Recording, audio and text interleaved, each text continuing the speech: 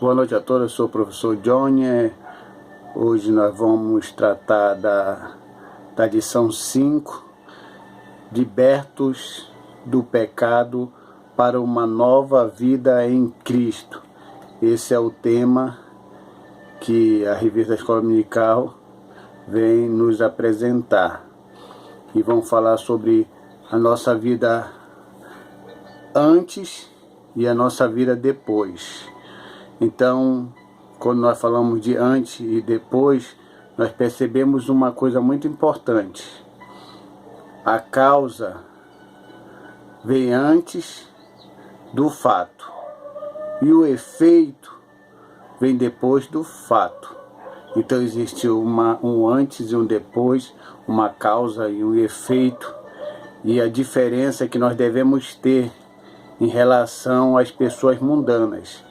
E essa diferença ela precisa ser demonstrada, não externamente, como muitas pessoas pensam, mas internamente, no falar, no agir, no caráter, e não externamente como um sepulcro caiado, como Jesus falou, que tem muita gente por aí nessa situação, bonitinho por fora, bem vestido e podre por dentro.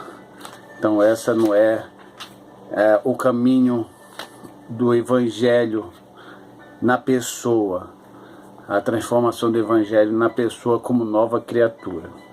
Tem muita gente enganada sobre isso.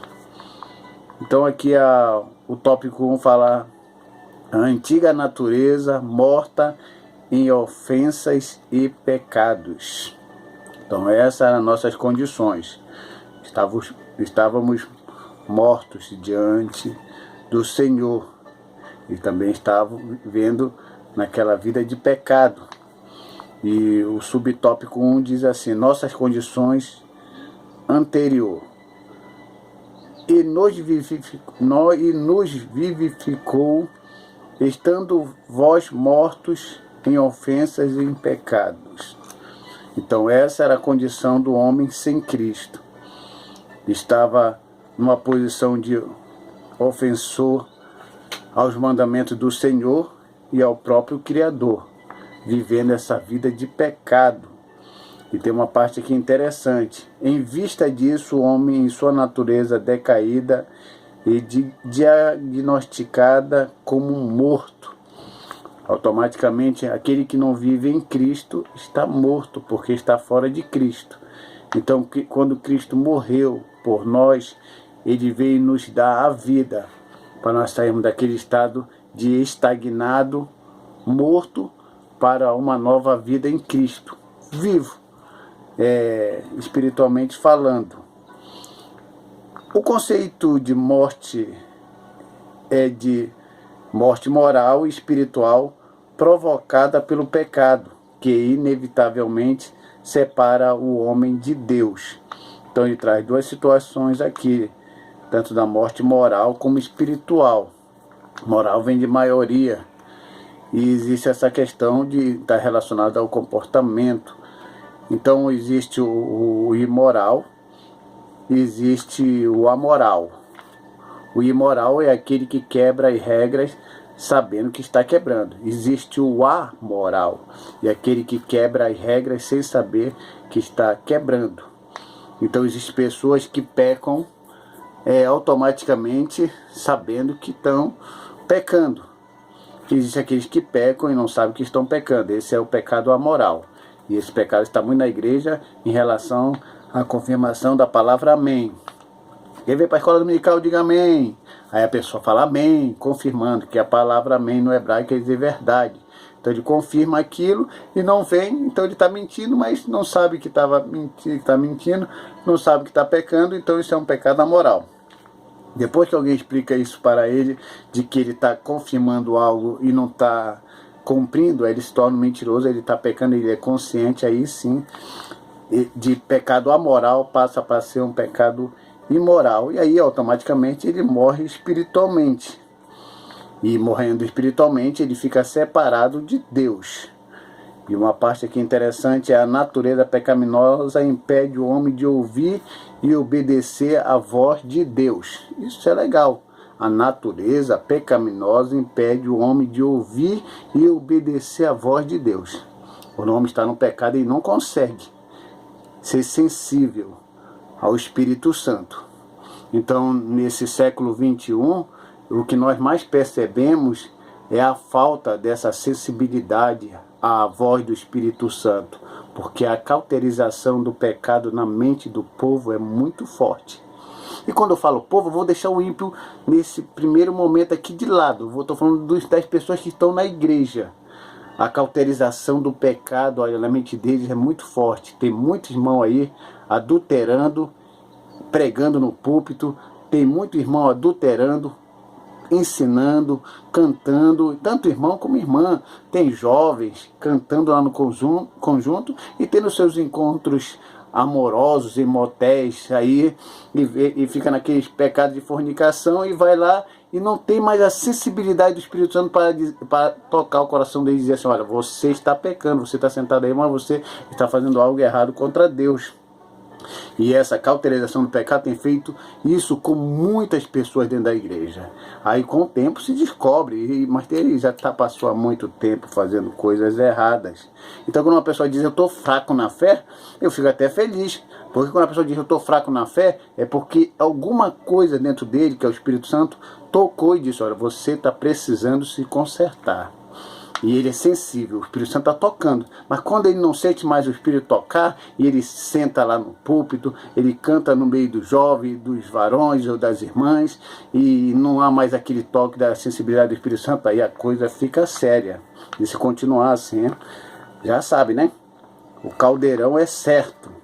E o subtópico 2 diz assim: nossas ofensas e pecados. Olha o que diz aqui. Andardes é descrito por Paulo por meio de metáforas de atos de andar. Refere-se à atitude errada adotadas na vida passada do salvo antes da regeneração. Então ele diz aqui que a conduta de andar nesse estado de pecado, ele dá essa metáfora, porque o ato de andar, ou seja, a repetição de atos vira um hábito. E depois que vira um hábito, ele se divide em duas partes. Se ele for um hábito bom, ele vira virtude. Se é um hábito ruim e mal, vira vício. Então quando o apóstolo Paulo fala nesse tal de ato de andar por caminhos não certos e caminhos errados, era uma repetição de hábitos que virou um hábito em sentido de vício, de uma coisa errada, rotineira, repetitiva, de acordo com o que o mundo ia oferecendo, e aí ele ia correspondendo a essas promoções e a esses oferecimentos, e assim se distanciando cada vez mais do Senhor. Aí vem aqui 2.1: andaste segundo o curso deste mundo. Os costumes eram praticados conforme o sistema mundano da época, tais como imoralidade, furto e mentira. E colocou 3 pecados aqui, claro que são mais. Então, eu até gostei isso de colocar aqui, porque alguns anos atrás não colocava aqui como imoralidade, furto e mentira. Colocaria como coisas externas. Ou seja, em vez de colocar furto, em vez de colocar como mentira e colocar imoralidade, talvez colocaria aqui uma mulher que usa uma calça comprida, um homem que usa um cordão no pescoço, uma mulher que usa qualquer coisa que a tal igreja proíbe, daquela santidade externa totalmente fraca em relação à verdade. Mas o que Deus requer de nós é uma santificação interior, não uma santificação externa, como muitas pessoas falam. Então, imoralidade pode vir do interior, o furto pode vir do interior e a mentira pode vir do exterior. Isso aí é o que realmente leva o homem para caminhos errados e distantes do Senhor, e não costumes relacionados a regras de controle que muitas igrejas fazem. Infelizmente eu faço parte de uma igreja, Assembleia de Deus, que ainda é conservadora e que ainda tem alguns pastores que dizem que essas pessoas só são santas se fizerem as coisas corretas de acordo com o costume da igreja, não o que a Bíblia apresenta. Eu respeito, isso é uma regra, isso é o fundador que trouxe, fazer o quê? 2.2 Andaste segundo o príncipe da potestade do ar, uma alusão a Satanás que exerce autoridade sobre o poderio, os poderes do mal. Então é isso. Andaste segundo o príncipe da potestade do ar. O diabo está aí para colocar a ilusão de que não viver juntamente com Cristo é viver a vida. E as pessoas se enganam com viver a vida. Viver a vida é fumar, beber, ir para festa e desfrutar tudo que a carne oferece. E automaticamente, muita gente que diz que viver a vida é andar com várias mulheres e adquiriram a AIDS, estão lá. Aí a gente pergunta, você é viver a vida? Pessoas que disseram, não, fumar e cheirar alguma coisinha aí, isso é viver a vida. Pegaram overdose, isso é viver a vida? Ou então aquele cara que bebeu vários tipos de bebida, disse, é viver a vida, tá lá com cirrose. Isso é viver a vida? Então é uma ilusão que o diabo consegue colocar na cabeça da pessoa como viver a vida. Fazer o que a carne quer e depois colhe as consequências do seu próprio mal. E aí depois fica lamentando. E graças a Deus tem aí os servos do Senhor para ir lá orar e Deus fazer o milagre e aquela pessoa sair daquela situação. 2.3 Andávamos fazendo a vontade da carne e dos pensamentos. Fazer a vontade da carne. Tem um ensinamento muito errado na nossa igreja em relação à carne. Sim, a carne ela é o que faz contato com o mundo exterior e o espírito precisa dela, o espírito, a alma precisa dela para esse contato exterior. Mas uma coisa é certa, não é a carne em si que pode fazer nada. Olha, meus dedos estão mexendo, mas porque tem uma alma e espírito. Saiu a alma e espírito aqui, esse corpo não é nada. Precisa da alma e espírito para ele ficar em movimento e para eu estar falando, para mim falar como eu estou falando. Então precisa da alma e do espírito. Tem mais pessoas que fazem um jejum aí a fim de massacrar a carne. Isso é uma ideia pagã, que diziam que a carne que era responsável por todos os males que o homem venha a fazer, mas isso não é verdade. O que nós devemos controlar é o impulso da alma sobre o corpo. O jejum é para essa questão, e não para massacrar a carne, flagelar a carne. Isso é um ensinamento pagão que alguns crentes fazem por não conhecer a palavra de Deus. E aí ficam passando situações difíceis em relação à saúde. E a prática de todos os desejos desordenados da carne. Como eu falei, nosso inimigo número 1 é a carne, mas a carne em si não pode fazer nada se não tiver alma e espírito dentro dela. Devemos controlar os impulsos da alma sobre o corpo. Tópico 2. Vivificados pela graça. Subtópico 1. Alcançados pela misericórdia e pelo amor divino. Após constatar a situação da humanidade sob a ira de Deus, Paulo passa a descrever os atos divinos de amor e de misericórdia que alteraram o quadro caótico da raça humana. Outra parte é que Deus não se mostra apenas misericordioso, mas abundante em misericórdia. Essa riquíssima misericórdia procede do seu muito amor com quem nos amou. Porque Deus amou o mundo de tal maneira, então de tal maneira não tem limite. O homem estava caído, não havia como ele por si só resolver a situação dele. Mas através do amor de Cristo, através da vinda do Filho de Deus para morrer pela humanidade, esse amor com tal maneira conseguiu mudar o quadro da situação do homem, porque o homem por si só não tinha nenhum mérito e ele não conseguiria fazer nada para mudar isso. Aí tem outra parte aqui no subtópico 2, vivificados por sua graça.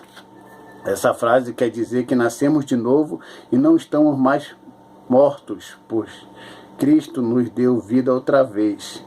Deus nos deu vida outra vez. Por quê? Porque Deus é amor. Méritos, você já sabe, nós não tínhamos nenhum. Foi o amor de Deus que fez isso se tornar possível. Então aqui, exaltado por sua graça.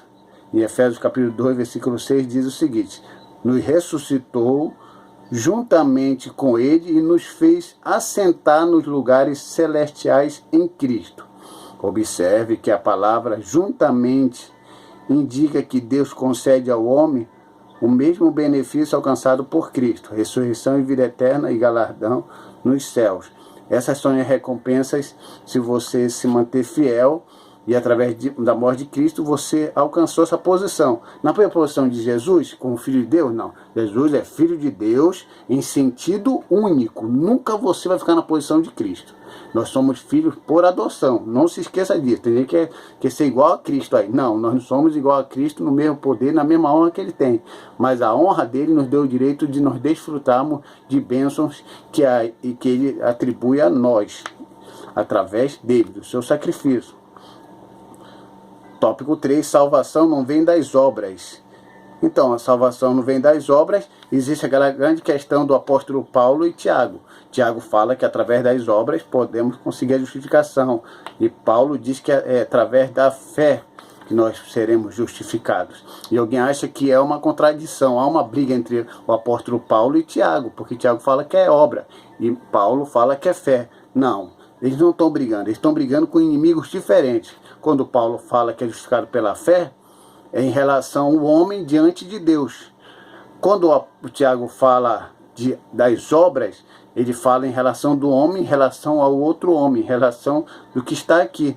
Porque se eu quero falar em fé em Jesus Cristo, eu tenho que ir pelo apóstolo Paulo. Mas se eu quero mostrar minha fé através das obras, aí Tiago, sim, vem com uma sugestão interessante. Então são dois seguidores de Cristo lutando com o inimigo em situações diferentes. E não há contradição entre eles. Então o que nós devemos entender é que as obras são importantes, mas elas não vão definir nada em relação à nossa vitória em Cristo, porque nossa fé é em Jesus Cristo. E só a fé em Jesus Cristo é que nos concede essa chance, essa oportunidade de um dia estar junto com Ele no lugar que Ele está preparando para nós. E isso é importante ficar firme isso na nossa mente, porque nós devemos entender duas coisas em relação à salvação. Isso não vem de vós e não vem das obras, então não há como se gloriar. Isso não era nosso, não há nada que a gente possa fazer para ter esse mérito. Tudo veio de Deus, então nós só precisamos aceitar o que está feito. Que Deus abençoe a todos e só aceite o que está feito, irmão. E a bênção do Senhor vai te alcançar. E que Deus abençoe a todos em nome de Jesus. Amém.